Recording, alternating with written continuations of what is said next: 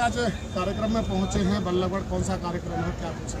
देखिए, आज आज़ादी के महान बलिदानी राजा नाहर सिंह की जयंती हर वर्ष की भांति यहाँ मेरी सभी भाइयों से निवेदन है, मनाई जलपान गई की है। व्यवस्था भी है। और मैं अपने आप को बहुत जाए। गौरवान्वित महसूस करता हूँ कि ऐसे महापुरुष की जयंती में मुझे आने का मौका मिला, क्योंकि आने वाली पीढ़ियों को राजा नाहर सिंह जैसे बलिदानियों से ही प्रेरणा मिलती है, जिन्होंने आज़ादी की लड़ाई में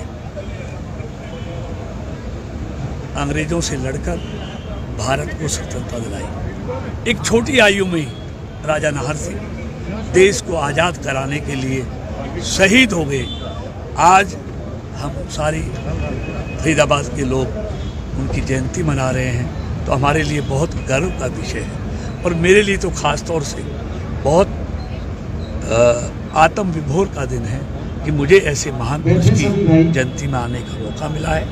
और मैं धन्यवाद करना चाहूँगा हरियाणा की मनोहर सरकार का और बल्लभगढ़ के हमारे पूर्व मंत्री, वर्तमान के तीसरी बार विधायक भाई मूलचंद जी का, जिनके सहयोग से फरीदाबाद के 150 करोड़ की लागत से बन रहे स्टेडियम का नाम राजा नाहर सिंह के नाम पर रखा गया। और यहाँ का जो उनका महल था उसको जीर्णोद्धार किया गया, चाहे रानी सती का द्वार है, चाहे राजा नाहर सिंह की 2 बड़ी प्रतिमाओं का निर्माण भी मूलचंद जी के सहयोग से यहाँ हुआ है और उस प्रांगण में वो लगाई गई हैं। इसलिए मैं इस राजा नाहर सिंह की जयंती पर तमाम देशवासियों को हार्दिक बधाई देता हूं। मंत्री जी, कुछ मांग रखी गई थी, बात देखिए, यहाँ पर संस्था ने मांग रखी है, उनकी इन भावनाओं को हम केंद्र तक महसूस पहुँचाएंगे। लेकिन एक बात कहना चाहता हूँ, जहाँ भारत रत्न एक ज़माने में कांग्रेस के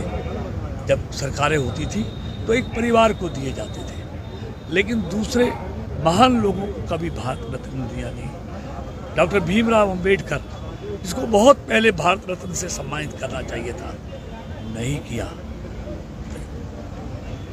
50-60 साल के बाद अगर डॉक्टर भीमराव अंबेडकर को भी भारत रत्न देने का काम किया तो वो मोदी जी की सरकार ने किया। चाहे वो स्वर्गीय चौधरी चरण सिंह किसान के नेता हों, कर्पूरी ठाकुर पिछड़ों के नेता हों, स्वर्गीय अटल बिहारी वाजपेयी हों, इन सबको भी भारत रत्न देने का काम आदरणीय मोदी जी की सरकार ने किया। तो यहाँ एक परिवार को नहीं, बड़ी बड़ी महान विभूतियों को, सबको भारत रत्न देने का काम मोदी जी की सरकार ने किया है। और यहाँ से मांग आई है समाज की तरफ से, संस्था की तरफ से, उनकी मांग को हम ऊपर तक पहुँचाएंगे।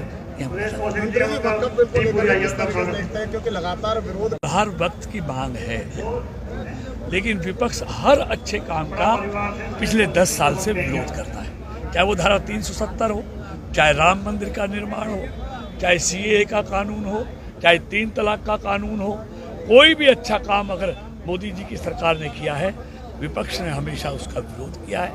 ये वक्फ संशोधन बिल गरीब मुसलमानों के हक में, मैं बताता हूँ, ये लूट का अड्डा बन गया था। ये कोई इतने वर्षों के बाद भी मुझे बताएं, वक्फ बोर्ड ने कभी मुस्लिम यतीम बच्चों के लिए, मुस्लिम विधवाओं के लिए, गरीब मुसलमानों के लिए कोई काम अगर किया हो, कोई स्कूल बनवाए हो, कोई हॉस्पिटल बनवाए हो, कुछ तो किया होता। कभी गरीब मुसलमान के लिए कुछ नहीं किया, सिर्फ लूट का अड्डा हो गया। अब मोदी जी की सरकार ने उसमें सुधार किया है, उसमें कोई बदलाव नहीं है, सिर्फ मैनेजमेंट होगी उसमें, जो गरीब मुसलमानों को जिसका फ़ायदा होगा, गरीब मुसलमान यतीम बच्चों को, मुस्लिम विधवाओं को, गरीब मुसलमानों को इस नए बिल के बाद बहुत फ़ायदा होने वाला है। इसलिए ये बड़े बड़े लोगों को जो लूट में सम्मिलित थे उनको हजम नहीं हो रहा। मंत्री जी, एक आखिरी सवाल है, नगर का चुनाव देखिए,